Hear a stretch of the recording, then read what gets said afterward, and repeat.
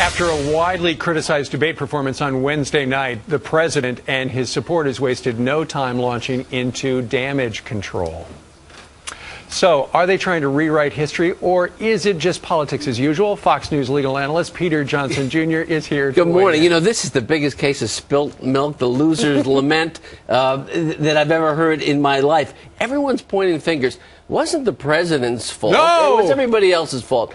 Lehrer, we thought Lehrer was going to be in the tank for us. He wasn't. So he let Mitt Romney talk. It's a big fatal error for him. Yeah. So he's trashed in the New York Times today. He's done. Now we have phony fact checks. Everything Romney said was wrong. He wasn't a real debater. He's not a real candidate. He's a performer. So a guy they said was a stiff has now become Ronald Reagan, John Wayne. That's right. Combined. So he's a tremendous performer. The president was thinking about something else. He was distracted. The altitude was too high for him, even though he gave his acceptance speech 4 years ago in Denver and didn't have a problem with the altitude. So we got one excuse after another. We need a redo. And now yesterday out in the stump, the president is doing the Clint Eastwood routine.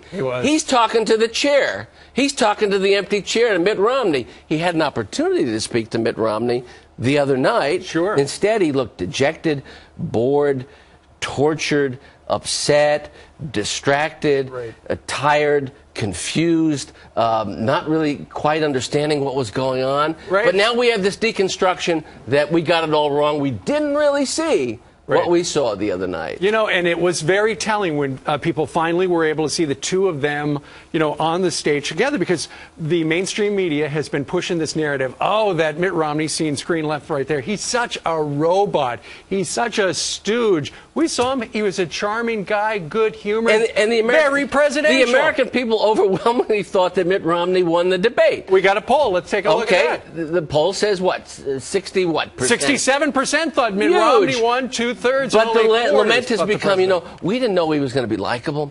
We didn't know he was going to be warm. We didn't know that he was going to be compassionate. We didn't know that he was going to look trustworthy. We didn't know that he had all these policies before. This is all new to us. We weren't prepared for this. What are we going to do? We're going to come out and attack him. And he talked about it this morning. We're going to see, I believe, the hugest campaign of character assassination in American history that's going to go forward.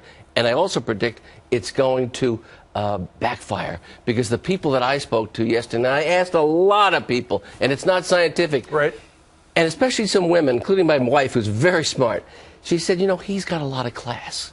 This guy has a lot of class, and that came through. He was reasonable. He was calm. Now we have the deconstruction. We have liberals' heads being blown off the top, and even the liberals, embarrassed by him, jumping ship in a way that says maybe we weren't really that interested in him to begin with. For whatever reason. Why are they jumping so quickly? Because they want to win, and it's Team Chicago. And you know that Chicago politics are very dirty, so you can expect... Dirtiest you're politics. Absolutely right. They're going to do their best to trash him. And, you know, we saw stage one yesterday where, okay, we're going to shift from he's an extremist, Mitt Romney is, to he's a big fat liar. But we saw him on the stage, and he very effectively debunked a number of lies that the president and his men and women and ads have put out there for the last 6 months. We're getting moving on to foreign policy, and there's a lot to talk about on that issue, and I'd like to hear what the excuses are after that. This is a new era in presidential politics in this country. We're talking about the issues.